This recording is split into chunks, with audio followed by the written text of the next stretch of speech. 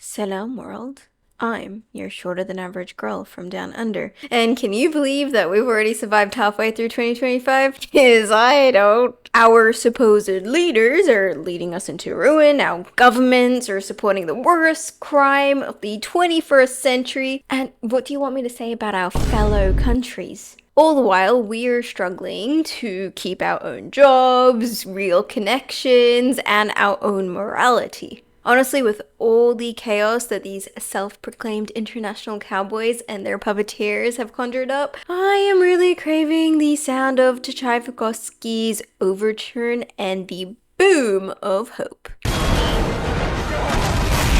So, what is V for Vendetta, and why is it so prudent now that we understand this movie for what it is trying to tell us? I mean, better late than never, right?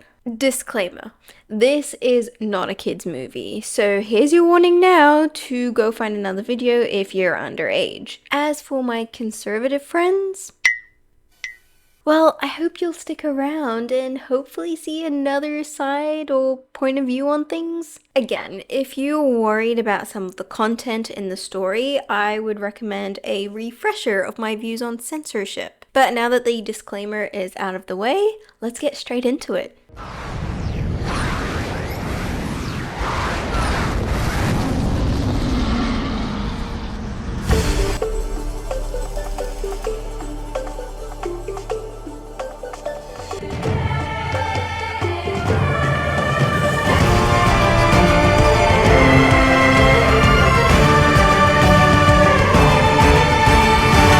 So my best friend actually showed me this movie on one of our Wednesday night dinners that we used to do back in uni. Bless her. But as a college freshman, as my American brothers and sisters would say, I didn't grasp the full message behind the movie. A lot of the references were quite lost on me because I wasn't yet versed on a lot of literary masterpieces. I was also quite sheltered and was just getting to learn about the world, so I didn't have many opinions about some of the core themes presented in the movie. The philosophy of this movie, however, hit home. And of course, I absolutely love the action. But over the years, I've grown a deep appreciation for this movie. So originally, V for Vendetta was a graphic novel written by the British author Alan Moore. It features this post-nuclear war dystopian England run by a neo-fascist totalitarian government. The anti-hero heralding this one-man rebellion against this government is a masked man named V, whose elaborate plots feature inspiration from the failed gunpowder plot of 1605. And of course, the court conspirator Guy Fawkes. A movie of the same title featuring Natalie Portman and Hugo Weaving was made in 2005. Yet from what I've seen, the story of the novel and the movie are kind of different. Now, I haven't actually read the graphic novel, so I can't make any comments on it, but what I do know is that there are more characters, so I would expect there to be differences because of that. The movie itself focuses on two major characters, V and Evey, characters compared to Edmond Dantes from The Count of Monte Cristo and Viola from Twelfth Night. And this isn't just my opinion of the pair, but the characters are both compared to these characters in the actual story. Due to a coincidence, it means that I, like God, do not play with dice and do not believe in coincidence. Evey becomes intertwined in V's life of vigilante justice and his dream for this reformed anarchist society. Other than these two main characters, the plot follows Inspector Finch, a policeman at Scotland Yard, and one of the heads of the neo-fascist Norse Fire Party. But unlike some of the older members who had a hand in the election and political success of the High Chancellor Sattler, Finch is in the dark about the party's ugly past. And with V on the loose, he starts to uncover the country's past, which helps us as an audience to piece it all together before the end reveal. Overall, this story has a lot to say about the state of the world right now, a state which seemed to be easy to predict all the way back in 1982 and 2005. The story of V for Vendetta is complex due to the amount of pretext it expects from its viewers coming in. A casual viewer will enjoy it, but a learned audience will see a lot of the subtext beneath it all. For example, knowing the plots of the Count of Monte Cristo and Twelfth Night are just two of the less serious pretexts an audience could have coming in, which will add so much to the personal goals of both V and Evey. These characters' personal lives aren't delved into too deeply in the movie, but hints are subtly scattered throughout, which could possibly lead to some confusion about their character, especially when you don't have the subtext of who Edmond Dantes is or Viola. But when you do, you have this rich literary comparison that adds to both characters. So V, he had a life. Perhaps it was as perfect as Edmond Dantes before the whole plot, but perhaps it wasn't. Neither us as an audience or he know what his past was. However, he was among the immigrants, Muslims, homosexuals, terrorists, disease-ridden degenerates. And so was black-bagged and taken with 4 dozen other British citizens to the Lark Hill detention facility. Here, the prisoners were subject to horrific experimentation. The purpose of this was to create a biological weapon deadlier than the atomic bomb. The actual scientist heading the project, Dr. Delia Surridge, compares herself to Oppenheimer and despises the subjects for being unwilling participants in this story of progress where they are helping their country. Oh my lord. All the prisoners perish, save one, the patient of room 5, Roman numeral V. His blood showed signs of mutation to the virus. Mutations which led to both kinesthesia and amnesia in him, but was also critical to help create a cure against this biological weapon. The patient V escapes and blows up the entire facility with all the research in it. But unfortunately, he was too late. A cure had already been mass-produced by essentially Big Pharma. And under the advice of the chief of the secret police, Peter Creedy, the then Undersecretary of Defense, Adam Suller, staged 3 biological terrorist attacks on his own country. One at a school, one at a water treatment plant, and the other the subway. Thousands died. And all the media did was spread the fear. So when Adam Suller, this Undersecretary of Defense with conservative Christian values, reveals that he has the cure, it wasn't long until he was appointed the head of the state, where he then invented this new world order, one state under God. As for our sole survivor, how was he, this victim of tragedy, whose agency had been taken away from him and whose legacy was tarnished by greedy, power-hungry war pigs, meant to deal with the injustice dealt to him? The only verdict is vengeance, a vendetta, held as a votive not in vain, for the value and veracity of such shall one day vindicate the vigilant and the virtuous. And this is where Edmond Dantes comes in. After being imprisoned for a crime that he was framed for by 3 jealous rivals, Edmond escapes and slowly plans his revenge, collecting dirt on all 3 of his conspirators and using it to destroy their lives. Now, Edmond doesn't kill any of the 3 conspirators, but V certainly does. In the movie, we only see 5 of V's kills: Prethros, Lillemans, Surridges, Sutlers, and Creedys, though it's implied that there are a lot of off-screen kills as well, which makes sense given that the events of the movie occurred 20 years after his escape. Each of these people were either directly related to the work at Lark Hill or the use of his blood to kill over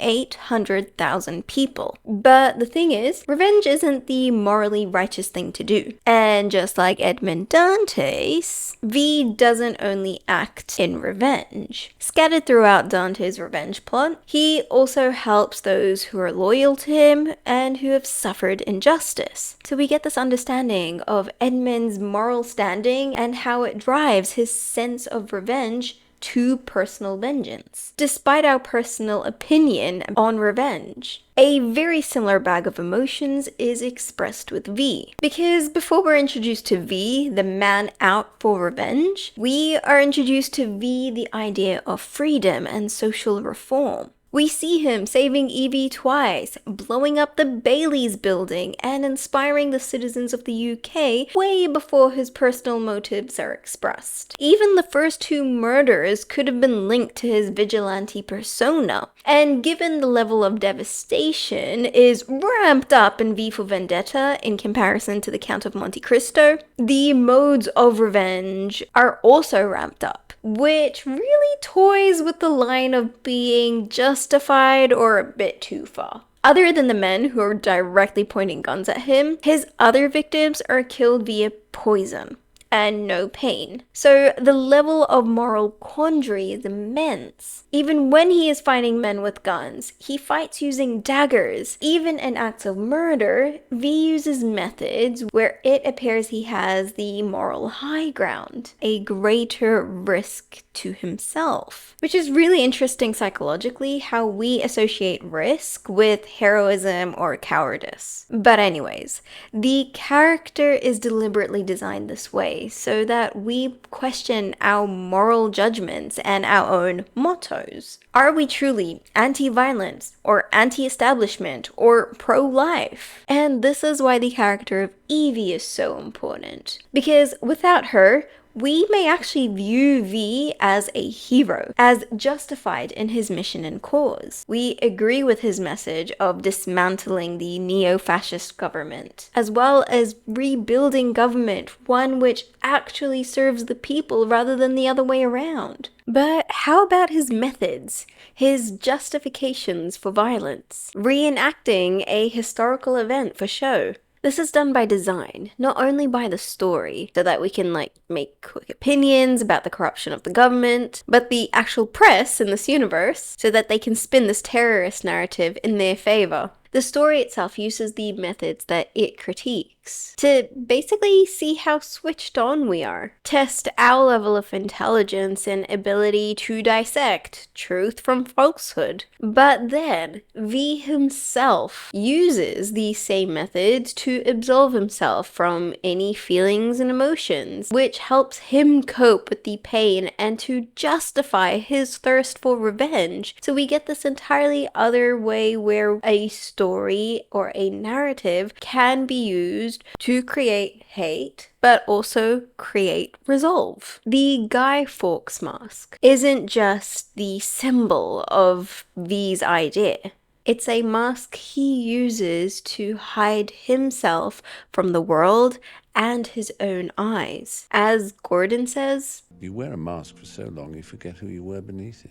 with V only removing the mask when Evey shatters his illusion of self-righteousness, which he holds himself to. And they created a monster. Evey's character serves multiple purposes. Initially, she may appear to be us, a personification of our moral consciousness, swaying as we learn more about V and the state of the world. But no, Evey isn't privy to all the information that we have, because we're the ones following Finch's investigation and V's murders unfolding, not her. She's a performer in her own right, and a player in the story. Acting, something that started off as a hobby for her, became a mode of survival. Just as V wore a mask to hide behind and embody an idea, Evey created a conforming persona to survive. She was placed in a rehabilitation program at the age of 12 after her parents were arrested for being political activists as a consequence of her brother being killed in the St. Mary virus outbreak. Unlike V, she never really had the chance to get to know herself. But just because she didn't know, it doesn't mean that she wasn't there. There are moments where the true Evey comes out, but she herself is unable to distinguish between the two all the time. That is why V's words touched a chord with her, like it did for the rest of the citizens of the UK. The facade of her act slips a few times during the first 2 acts of the movie, like when we see how deeply Evey has thought about her situation, but lacks hope to commit to principle, and when we see her empathizing with Mercedes, foreshadowing the ending of this tragic story. The one thing that is stopping Evey from being Evey was fear. Fear born from the need to survive an oppressive and corrupt regime. V could see all of this from the start. Evie's true self behind the fear. And so, when she betrays him for her survival, he finds her, saves her, and puts her under a grueling trial to release her from her fear. You tortured me. You tortured me. He admires her, perhaps even see a part of him inside her, and wishes to free her from the cage of her own creation. That cage being life. And we will get to this in the analysis. But sticking to Evie's symbolism for now, once she no longer fears losing her life, she finds her truth, going into the world to discover what her calling is. Evie's journey parallels that of Viola's from Shakespeare's Twelfth Night. A disastrous shipwreck renders Viola alone and in need to survive in the kingdom of Illyria. And believing that her twin brother Sebastian was dead, she takes the disguise of a man, working for Duke Orsino to win the heart of Lady Olivia, foregoing her own growing feelings for Orsino and dodging the unwanted advances of Olivia towards her. The St. Mary's disaster that killed her brother was Evie's shipwreck, spinning her life out of control and robbing her of everything. Then, rehabilitation came and she invented her version of Cesario to survive, selling herself left and right to make sure she lives, using her wit, intelligence, and experience to bend others' wills, only revealing herself in the finale. Conceal me what I am, and be my aid for such disguise as haply shall become the form of my intent. Twelfth night. Viola. But unlike Viola, the tragedy of V and Evie's fates are foreshadowed in both of their views of Edmond Dantes. The flaws that she saw in his characters were the same that she felt sorry for in V, something he didn't understand due to his fixed need for revenge, continuously highlighted in the references to Macbeth and Faust that V makes. When he allows himself to feel something outside his plan, he gives himself some hope of it being real, breaking his deal with the devil and giving everything to her, which may seem convoluted given that he ends up getting himself killed, but he says, There is a face beneath this mask, but it's not me. I'm no more that face than I am the muscles beneath it, or the bones beneath them. Beneath this mask there is an idea, Mr. Creedy, and ideas are bulletproof. So he did give himself to Evie, but given that he was no longer man, he couldn't give her what man can give. But all he did do was because he loved her, and she, in return, continued to love him. Also, like Faust, V's fate, or the conclusions that you make about his character, are up to debate. If you see nothing but villainy and terrorism, then perhaps you're in the camp that he is damned in hell for all of eternity. Or, if you're the one who saw his deeds as for the betterment of society, maybe you lean more on the end justifies the means approach, and so believe that he did ascend to heaven, despite his pact with the devil. Because V never really experienced a moment of true everlasting bliss, like Faust. I've no tree waiting for me. So the wager in the pact never really came to fruition. Now, Faust is a whole other can of worms, with numerous references here in V for Vendetta. But other than, Faust ruining Gretchen's life because he loved her and then doing all he can later on to fix it, there aren't more connections directly to V specifically, but they're more overarching themes which take center stage in both stories. Outside the external literary references, there are two key contrasting characters that aid the viewer in understanding both V and Evie, and they are Gordon and Valerie. Gordon is a direct contrast to V. He also saves Evie's life, serves her breakfast of Eggy in the basket, mate. and has his own version of the shadow gallery in his cellar. The joke of him being V is more than a joke. It's a cry to the audience to see V through Gordon, as Evie does. Gordon is known to be this famous host of a late night show, whom Evie was going to meet the night that she bumped into the Fingerman and was saved by V. But we find out that Gordon is so much more than that later on. He is V, but one that wasn't caught and put into the Lark Hill detention center. We learn that Gordon is a gay man who, to hide his nature from the law and to keep his status, invites young women over and entertains them to maintain a reputation of normality. The double life is Gordon's mask. And when V and Evie give Gordon the strength to rebel, he is black-bagged and then executed for having a Quran in his shadow gallery. There are two things to note about the V-Gordon dynamic. First, they serve as alternate beginnings and endings to the same narrative. V was caught at the start, while Gordon wasn't. Whereas Gordon gets caught post-rebellion, and V doesn't. Which then links to the second point. For Evie, V and Gordon are one narrative in her life. She was meant to meet Gordon, but then she ends up meeting V. Then she runs away from V to Gordon. But when Gordon is caught, she is rescued by V again. The hidden part of V are Claire and Gordon, which are predominantly these external traits, whilst the hidden parts of Gordon are Claire and V, which are the internal feelings and intentions. By understanding Gordon's internal conflict, Evie was able to understand V's external one. And so do we as an audience. Which gets us to Valerie, Evie's contrast. Valerie was V's neighbor in Lark Hill. Though they never met, Valerie writes her autobiography on toilet paper and passes them through to V. Valerie's story, and more importantly, her message to him, was the drive he needed to do something about his situation, to not give up to this oppressive regime. To the end, it was Valerie's love that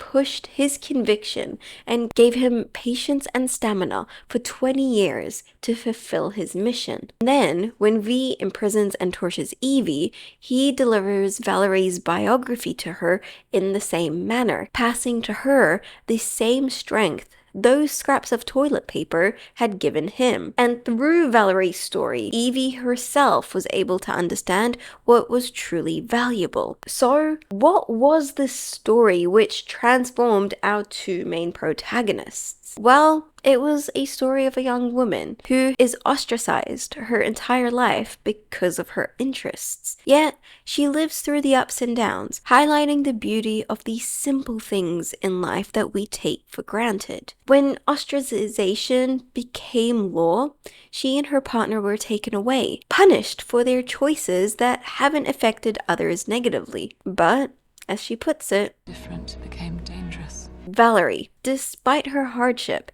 didn't really live an extraordinary or extravagant life. She lived a normal one, a relatable one. Valerie's story, in contrast, say, to Guy Fawkes's, isn't an inspiration due to something that she did, but of what she couldn't. Valerie in the V for Vendetta universe serves the same purpose as Anne Frank did for the Holocaust and Hind Rajab does for Gaza. Their stories were human. People that you and I would probably hang out or play with. But they were robbed of their life unjustly. No danger, no threat, no trial, just murder. And knowing how sweet and innocent they were, it shakes our moral consciousness, and our hearts yearn to comfort them, to tell them that they didn't deserve to die. The slight difference with Valerie, however, is that she gives something to her reader too. With all my heart,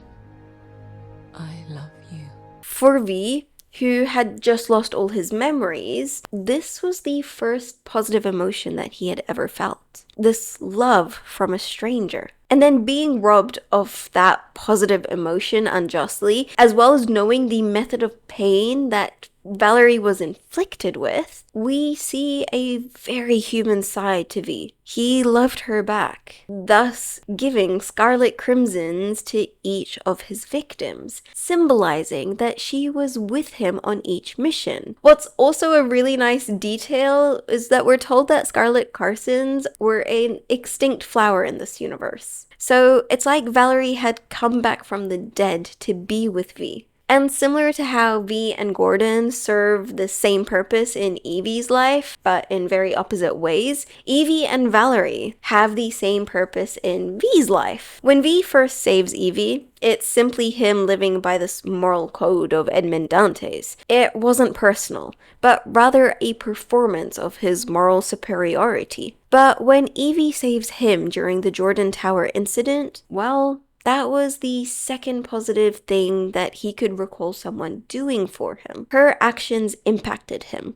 And although he dismisses it as a rational decision, he reveals to her, I fell in love with you,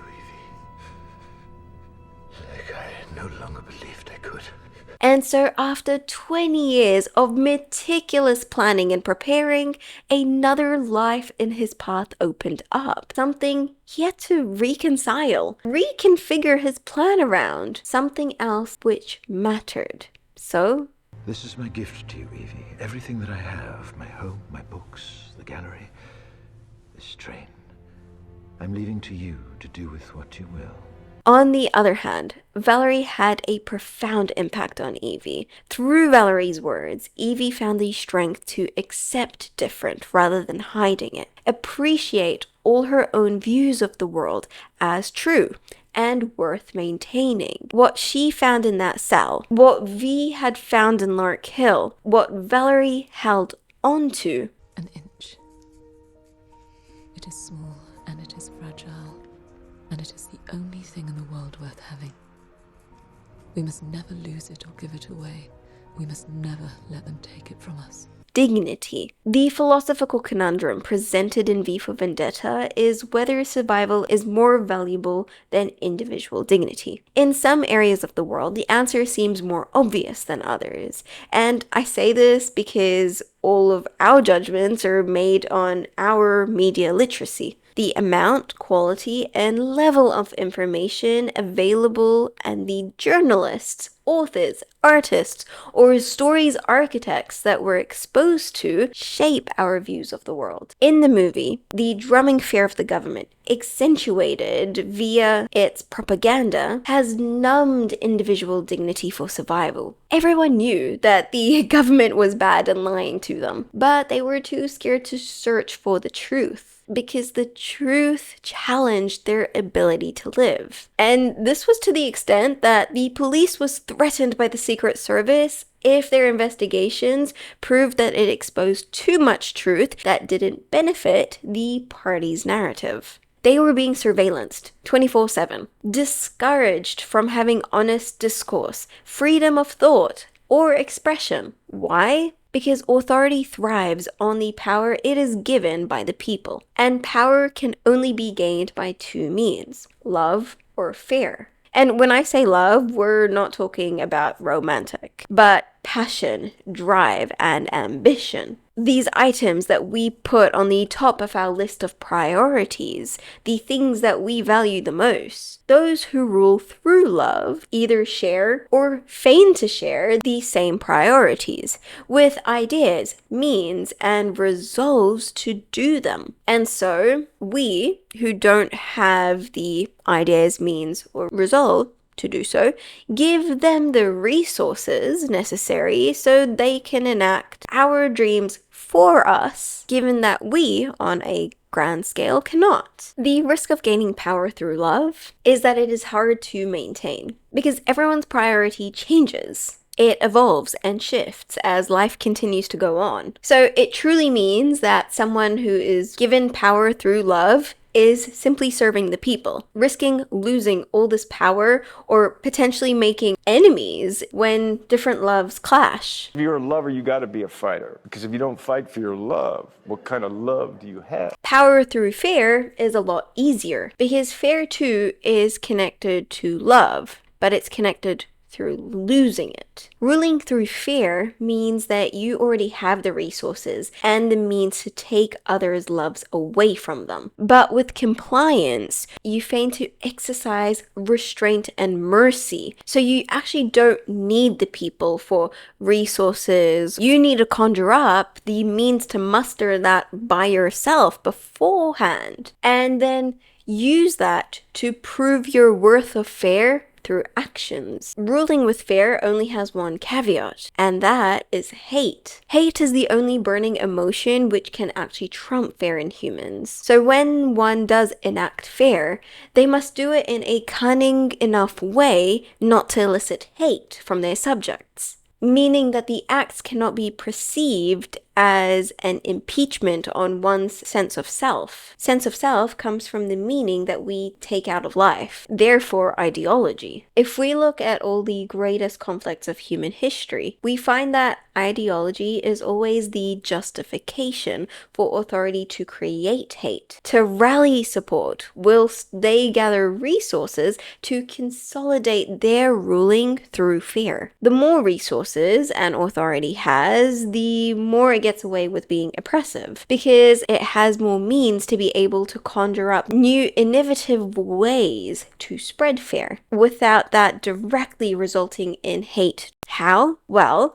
if freedom is perceived, but life isn't guaranteed, then life becomes the most valued thing. People only want to survive, given that the illusion of freedom satisfies and gratifies the individual. But again, each individual is unique, fluid in their journey of self-discovery, thus always changing in values and ideology. The only common basis of human morality is dignity, a self-defined conception of your essence, which you demand respect for. And when that is stripped away, hate is guaranteed. Though hate is an emotion, it doesn't have to be acted on, which gets us to the main takeaway of the movie. Where does the power of words come from? A crucial line in the entire movie, which frames all the actions of our characters, is that artists use lies to tell the truth while politicians use them to cover the truth up.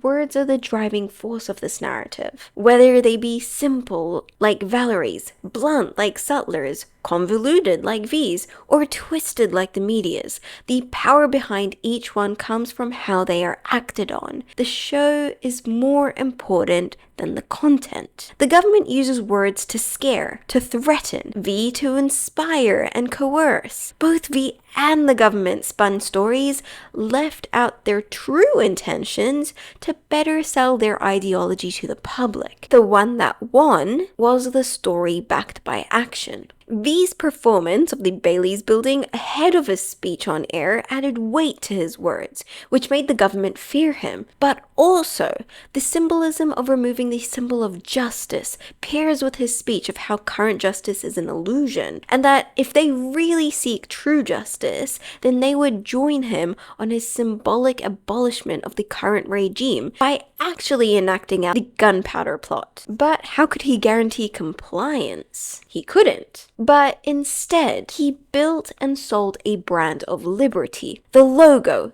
theatrics, mask, and story of Guy Fawkes all gave people visuals to latch onto, associate to their fantasies for a liberated future. And so each enacted on their own quest for self-determination. He then sends out invitations to everyone, making each individual feel important, worthy, and emboldened. And so they started to enact on their own quests. His words sparked curiosity, but his actions demonstrated resilience, resourcefulness, and a plan, which gave V the political edge. V specifically left out his intentions to murder multiple party members from the public because those actions would taint his words. The government, on the other hand, uses these actions of V's to highlight his dark side. But because the aim of the government was to incite fear, to hide the truth V was making obvious, these stories were inconsistent. The lies were becoming more clear because knowing that they were on the brink of hate,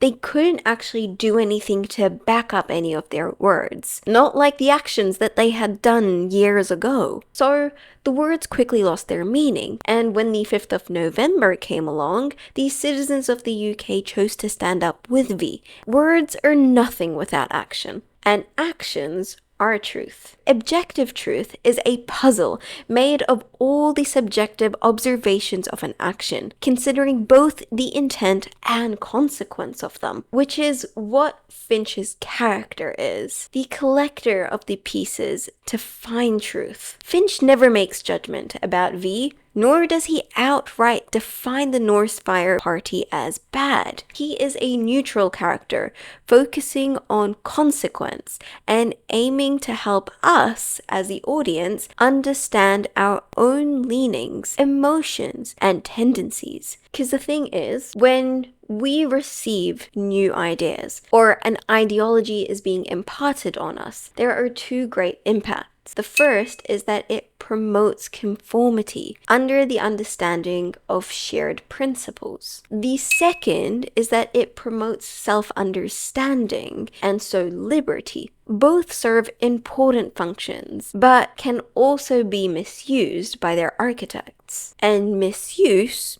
creates monsters. That is why both politics and religion can be used to create heroes and villains. Ideas and thoughts intrude on each individual's subjective reality, builds new feelings and understandings of this new model of the individual, and this model plants itself as a seed of re-evaluated self-worth, which over time blossoms into dignity. When this dignity is then threatened, intent of proof rises, and depending on a person, the actions as a consequence of this intent can be viewed as heroic or monstrous. And so we get this cascade into various consequences depending on the number of people or level of influence those actions resulted in. Ideas don't control us, they become us. V for Vendetta presents one of the most influential political commentaries of this last century. No matter how much I sit down and talk about it here, you can never really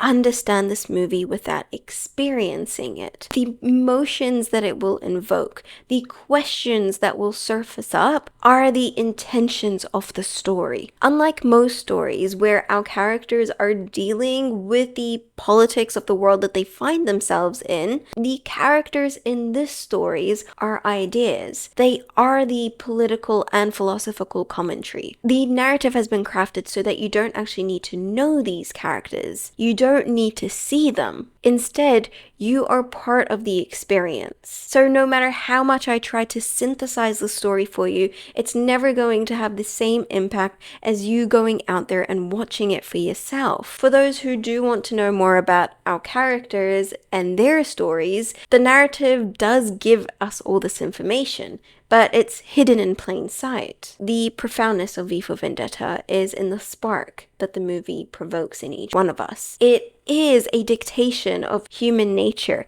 It has predicted real-life events, which, when the story was written, would have been in its future. And it has also inspired one of the most iconic political symbols since the Cold War. So this isn't a story that should be left unnoticed. In a world where the generation-long Western narrative of world order is crumbling under mountains of evidence of human rights violations, we really need to think about our place in the story. How do we make our governments work for us? Is it really by scheduling supervised protests, proofread and censored journalism, and signing online petitions? Or is it in rebellious acts, strikes, and the breakdown of the economy through boycotts, and targeted vandalism or violence? What actually makes a difference and why? These are the questions that we are finding ourselves asking more and more, given that peaceful process and human decency is seemingly being ignored, with the elite subliminally messaging that we are redundant and unnecessary to them. And so why should they even care about us? How do we prove human worth and preserve the dignity of every human? I want you to sit down with these thoughts and figure out what these all mean to you.